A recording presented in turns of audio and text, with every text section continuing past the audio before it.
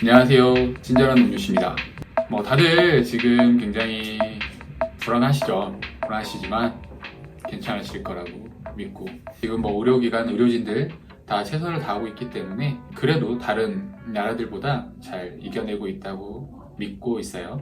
오늘 제가 말씀드리고 싶은 주제는, 의사로서 일을 하다 보니까 그냥 질환을 봤을 때 환자들이 느끼는 공포심이나 불안감 이런 것들, 아니면 증상, 느끼는 감정 이런 것들에 대해서 좀 소홀할 수 있다는 생각이 들어요. 그런 부분에 대해서 조금 생각을 해보는 시간을 가지려고 하고요. 첫 번째는 제가 좋아하고 관심도 있는 기흉이에요. 기흉 환자분이 있었는데 굉장히 공포심을 갖고 있는 거예요. 수술을 해야 되는 케이스여서 수술 설명을 드렸는데, 인터넷 보니까 너무 무섭던데요? 굉장히 아프다던데요? 흉관 넣었을 때 진짜 죽을 뻔했어요. 도대체 환자분들이 어디서 검색을 해보시고 그렇게 공포심을 가지시는지 여쭤봤더니, 녹색창에 인터넷 검색을 해보죠. 나무위키를 보셨대요. 나무위키에 되게 굉장히 자세히 써져 있대요. 그래서 지금 제가 나무위키를 한번 검색해서 들어가 봤어요. 그래서 기흉, 진료과는 흉부외과, 내과, 소아, 청소년과, 진료를 볼 수 있는 과죠. 실적으로 기흉이 있으면 바로 흉부외과로 사실 다 오게 돼요. 관련 증상은 호흡장애와 가슴 통증이 있더라. 관련 질병은 만성 폐쇄성 폐질환, 폐기종, 폐렴, 결핵 등이 있더라. 원인이나 정의나 이런 부분들은 제가 이전에도 계속 설명드렸기 때문에 설명을 추가적으로 설명드리진 않을 거고요. 증상을 보면, 일반적으로 숨을 크게 마시고 뱉을 때 한쪽 겨드랑이 부분이 땡기는 통증이나 자주 헛기침이 난다. 매우 아프다, 가슴이. 폐에서 박살나는 느낌이 난다. 환자분들이 굉장히 이런 표현을 많이 하세요. 가슴에서 꾸르륵 느낌이 난다. 제가 경험하지 못해서 이해를 못했는데 많은 분들이 이렇게 표현을 하시네요. 아마 꾸룩 소리가 나는 게 폐가 이렇게 짜부돼서 거기서 뭔가 차 있어서 그럴 수도 있고, 폐가 터지면서 약간 출혈이 생길 수도 있고, 기흉이 좀 생기면 안에 물이 좀 찰 수도 있어요. 그러면서 이런 느낌이 날 수 있다는 생각이 들어요. 심한 경우에는 숨을 크게 들이마시거나 내쉬면 코로 들었다 터지는 소리, 아니 씩씩거리는 소리가 나게 된다. 그럴 수도 있구나. 그냥 고통스러울 따름이다.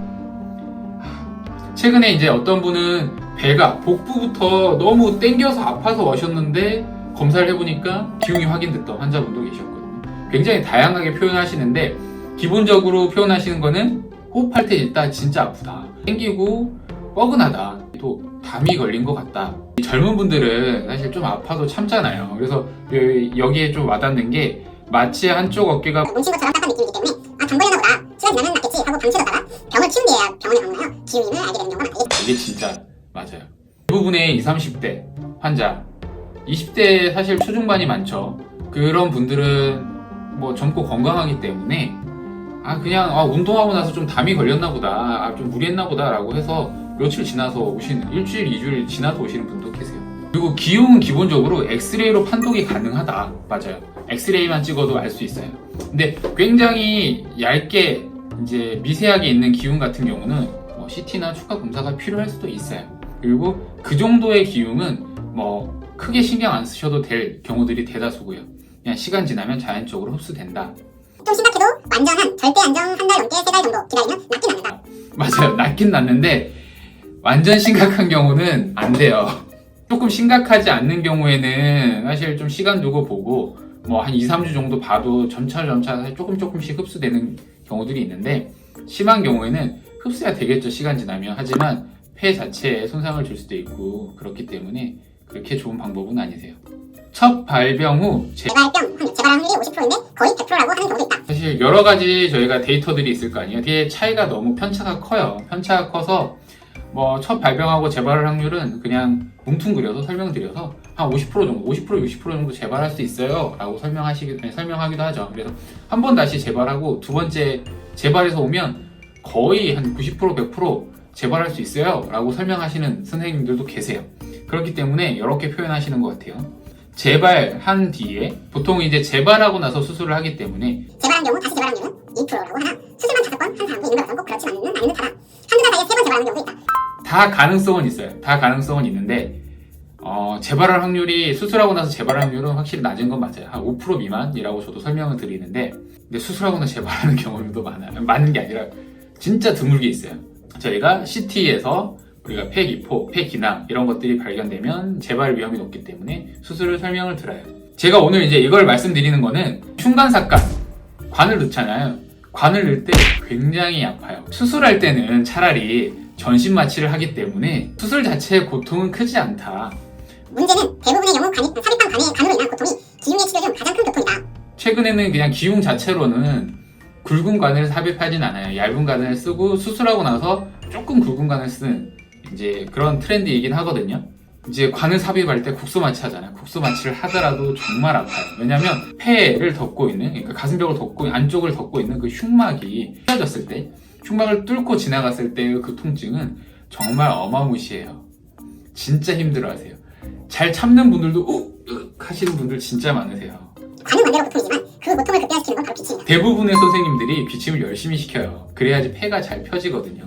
폐렴이나 다른 합병증도 맞고 폐가 잘 펴지고 이래야 돼서 기침을 많이 시키는데 많이 힘들죠. 힘든 거 알지만 어쩔 수 없이 시키는 겁니다. 빨리 회복하라고 시키는 거니까 너무 원망하지 않으셨으면 좋겠어요. 치료 후 튜브를 뺄 때는 일반 입원 용동에서 그대로 별다른 조치 없이 의사 2명이서 하나, 둘, 셋 하며 쭉 뽑아내는 경우 동시에 절개부 부분을 빼내게 되는데 순식간에 빼내기 때문에 뺄 때와 빼고 나서 약 10초 정도는 다소 사릿한 느낌이다. 이것 때문에 제가 딱 이 편을 만들려고 했거든요. 다소 사릿하는 느낌이 난다.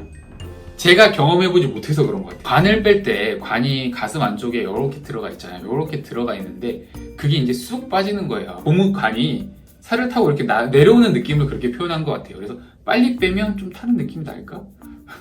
숨 참으라고 하는 거는 혹여나 호흡할 때 그 튜브를 빼는 과정에서 그 절개 부위로 공기가 새어 들어갈까봐 숨을 참으라고 하는 거거든요.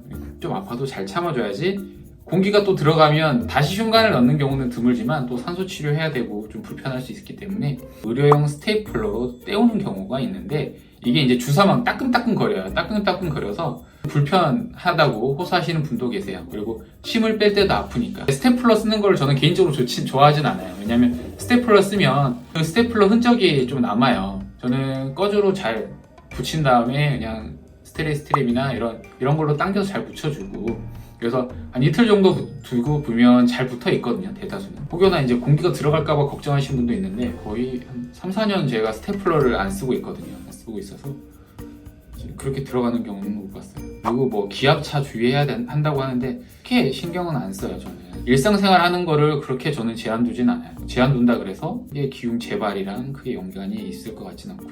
밑에 중요한 게 나왔나요? 군대.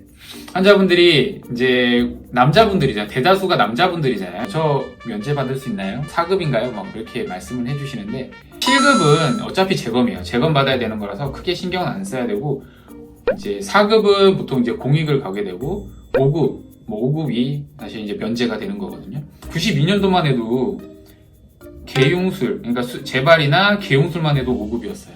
그래서 그때 장동건 씨도 기흉 때문에 면제를 받은 걸로 알고 있고요. 저희 아는 저보다 한참 선배님들 중에는 기흉 걸려서 부러우신 분들이 면제 받으신 분들도 있어요. 그래서 95년도 계속 사실 거의 수술하면 재발하면 5급이었어요. 92년도까지는 재발하면 그냥 무조건 5급이었어요. 근데 94년이나 95는 대부분 흉관경 수술이 좀 많지는 않았지만 흉관경 수술을 하고 있을 때여서 흉관경 수술을 하면 4급이었고 개용 수술을 하면 5급이었네요. 그러면 지금은 어떠냐? 기흉으로 빠질 수 있냐? 빠질 수 있는 가능성이 없습니다. 기흉으로는 군대 못 빠져요. 가끔 이제 기흉으로 군대 빠질 수 있냐고 물어보는 경우들이 있는데 그냥 못 빠진다고 생각하시면 돼요. 못 빠진다. 양측 흉부를 수술하는 경우는 4급이에요. 그 외에는 다 3급이에요. 수술하는 경우. 그냥 수술 하나 하는 경우에는 3급이기 때문에 그냥 현역이에요. 현역이어서 군대 빠질 생각은 하지 않았으면 좋겠어요. 저도 군대 갔다 와서 떳떳하기 때문에 군대 가라는 얘기 하는 거예요. 흉관경을 한다는데 도대체 흉관경을 어떻게 수술하냐? 카메라가 있어요. 그리고 폐를 잘라요. CT에서 보시면 폐가 이렇게 뽀글뽀글 이렇게 늘어난 부분이 있어요. 그게 이제 폐 기낭, 폐 이포, 이제 뷰라라고 하는 부분이에요. 그 부분이 있으면 재발 위험이 높기 때문에 그 부분만 잘라주는 거예요. 그 부분만. 아래쪽에 폐를 많이 도려내진 않아요. 그래서 그 부분만 잡고 자르는 거고요. 그러면 상처가 많이 남지 않나요? 수술하시는 선생님마다 좀 다 차이는 있을 수 있어요. 근데 보통 흉곽경 수술을 할 때 구멍을 3개 나시는 분이 있고 뭐 2개나 하나. 저도 구멍을 하나 아니면 2개 정도 내고 수술을 하는데 제가 조금 안타까운 게 카메라는 이제 흉곽경 수술하는 카메라는 굉장히 얇고 잡는 기구도 굉장히 얇아서 괜찮은데 폐를 자르는 그 도구가 조금 두꺼워요. 두꺼워서 어쩔 수 없이 절개가 조금 있어야 돼서 그것 때문에 상처를 아주 작게 자르지는 못하는 그런 문제가 있어요. 이런 총 같은 걸로 자릅니다. 이렇게 보시면 끝에 이 부분이 이제 우리 똑같이 스테플링 해주는 라인이에요. 그래서 스테플러랑 똑같아요. 여기에 심지가 나오면서 폐를 절제를 해줘요. 폐를 절제를 해주고요. 이게 전동으로 하는 기구도 있어요. 제가 그냥 편해서 저는 이제 전동으로 하는 기구를 안 쓰는 부분도 있고, 전동으로 쓰는 거는 조금 무겁기도 하고, 이제 구멍을 하나만 내고 하든지 구멍을 작게 내고 할 때는 이 핸들링이 조금 어려워서 저는 그냥 아직까지는 이 기구를 쓰고 있어요. 폐를 요렇게 물어서 우리가 파이어 한다고 그러거든요. 파이어 한다고 하면, 파이어 해주면 폐가 잘려요. 잘리면 폐가 쭉 이제 떨어지면 그 폐를 이렇게 드러내는 거예요. 드러내는 거라서 굉장히 간단한 수술입니다.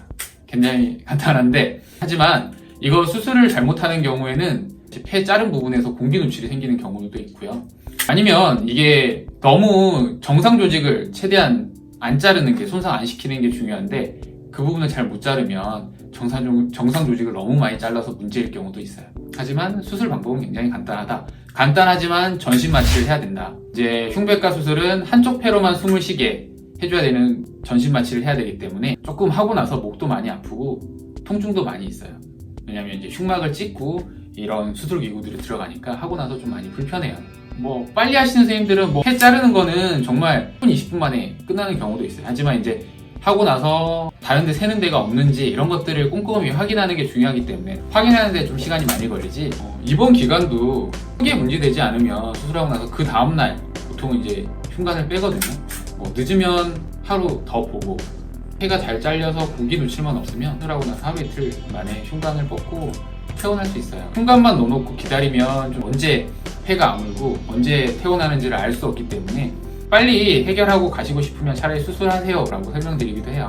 왜냐면 공기 누출이 계속되면 사실 그냥은 언제만 멈출지 알 수가, 예측을 할 수 없기 때문에.